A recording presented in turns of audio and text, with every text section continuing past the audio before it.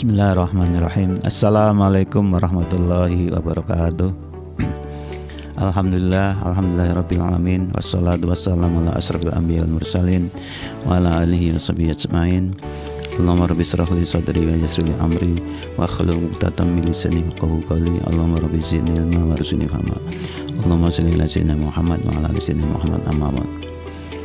Alhamdulillah, senang sekali saya bisa menyapa sahabat Unisia yang saya banggakan.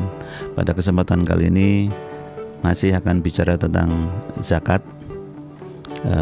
sebagai salah satu rukun Islam yang sangat penting, bukan hanya secara spiritual tetapi juga secara ekonomi dan sosial. Nah, pada kesempatan kali ini izinkan saya menyampaikan materi terkait dengan zakat fitrah maupun zakat mal, kemudian bagaimana cara perhitungannya dan kemudian bagaimana pelaksanaan pembayarannya, begitu ya. Sahabat Indonesia yang saya banggakan, jadi seperti kita tahu secara umum zakat ada dua macam. Zakat fitrah yaitu zakat yang berlaku untuk masing-masing diri kita yang ditunaikan di bulan Ramadan sebelum sholat Id.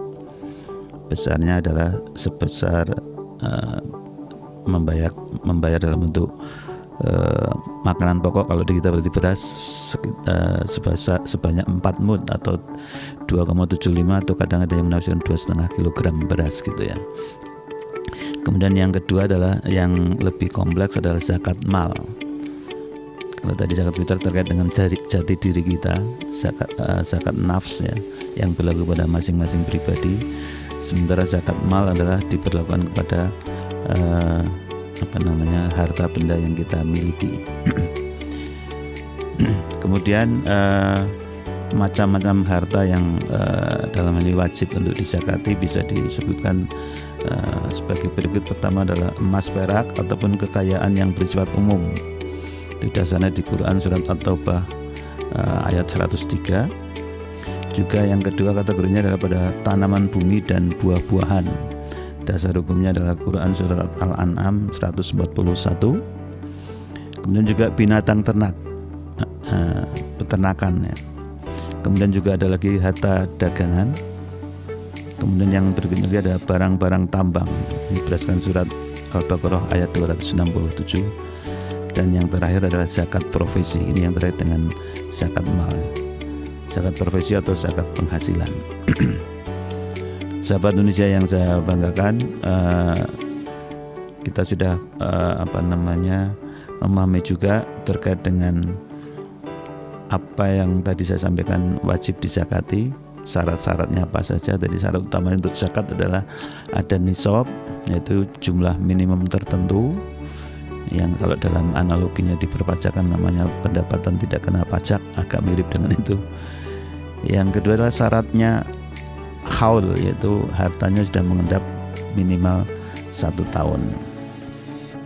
Nah, terkait dengan nisab dan haul zakat ini, sahabat Indonesia yang saya hormati, kita bisa jelaskan di sini ada sejumlah kategori. Pertama terkait dengan zakat profesi atau zakat penghasilan. Nisab atau batas minimumnya adalah setara emas 85 gram, perak setara dengan perak 596 gram. Nah, untuk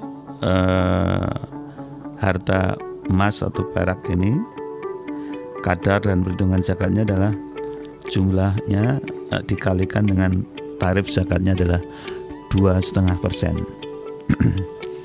Jadi untuk haulnya zakat dikeluarkan kalau haulnya sudah terpenuhi, yaitu 1 tahun, dan bisa dicicil setiap menerima penghasilan atau bulanan atau setiap mengumpulkan. Kalau tadi kita bisa dengan emas ya, ini kategori yang emas ataupun perak. Itu yang pertama, zakat penghasilan tadi yang disetarakan nisabnya setara dengan emas 85 gram atau perak 596 gram. Tarifnya tadi jumlah penghasilan kita kalikan dengan 2,5%. Dan yang kedua adalah zakat pada emas dan perak itu sendiri. Sudah clear tadi, jelas. Emas adalah nisabnya 85 gram, perak 596 gram. kemudian kadarnya, emas atau perak yang dimiliki, atau emas dan atau perak yang dipakai dikurangi emas atau perak yang dipakai ya. Jadi emas perak yang dimiliki dikurangi emas perak yang dipakai sebagai perhiasan misalnya, dikalikan 2,5%. Haulnya berapa? Haulnya sama 1 tahun. Jadi kalau kita hitung kira-kira kalau sekarang harga emas per gramnya emas antam sekitar 1,5 juta ya, kalikan 85, jadi sekitar 1.200.000-an. Tapi kalau kita cek di ketentuannya Basnas tadi kalau nggak salah nggak sampai 80 juta nisabnya, artinya nisabnya lebih rendah. Nilai-nilai harga emasnya dinilai lebih rendah. Kemudian yang kategori yang ketiga adalah zakat perdagangan. Ini buat rekan-rekan kita yang punya usaha, ini sangat relevan. Nisab dari zakat perdagangan adalah setara 85 gram emas ya. Kemudian kadar dan perhitungannya adalah modal yang diputar ditambah dengan keuntungan ditambah dengan piutang. Piutang ini juga masuk harta ya. Kemudian dikurangi hutang yang jatuh tempo pada saat itu. Hutang kan kewajiban ya. Kemudian hasil akhirnya dikalikan 2,5%. Haulnya 1 tahun, jadi itu dihitung dalam 1 tahun. Jadi sekali lagi kadar dan perhitungan untuk zakat perdagangan ini, modal diputar ditambah dengan keuntungan ditambah dengan piutang yang ada atau tagihan, dikurangi hutang atau kewajiban yang jatuh tempo, hasil akhirnya dikalikan 2,5%. Jadi tarif zakatnya adalah 2,5%. Jadi tarif yang paling lazim adalah 2,5%. Haul tadi disebutkan adalah 1 tahun. Kemudian yang kategori yang keempat adalah zakat pertanian. Zakat pertanian ini nisabnya adalah sebenarnya 5 wasak atau senilai 653 kg beras ya, ini nisabnya zakat pertanian. Nah, tarifnya atau kadar dan perhitungannya adalah zakatnya adalah tarifnya 10% kalau pengairannya dengan air hujan. Untuk yang pengairannya dengan pengairan buatan irigasi itu 5%, lebih rendah. Nah, di sini kita bisa melihat tarif zakatnya agak berbeda-beda, tapi relatif sudah tertentu gitu ya. Berbeda kalau dengan pajak ya. Kalau pajak itu tarifnya bisa sangat beragam dan bisa dinaik turunkan tergantung kepada kepentingan pemerintah. Ketika mau meningkatkan pendapatan bisa dinaikkan, bisa diturunkan pajaknya, tergantung situasinya. Tapi kalau zakat ini nggak bisa kita ubah-ubah tarif ini. Nah, kemudian itu tadi kadar dan perhitungan untuk zakat pertanian, 10% untuk pertanian dengan air hujan dan 5% untuk pertanian dengan pengairan buatan. Kemudian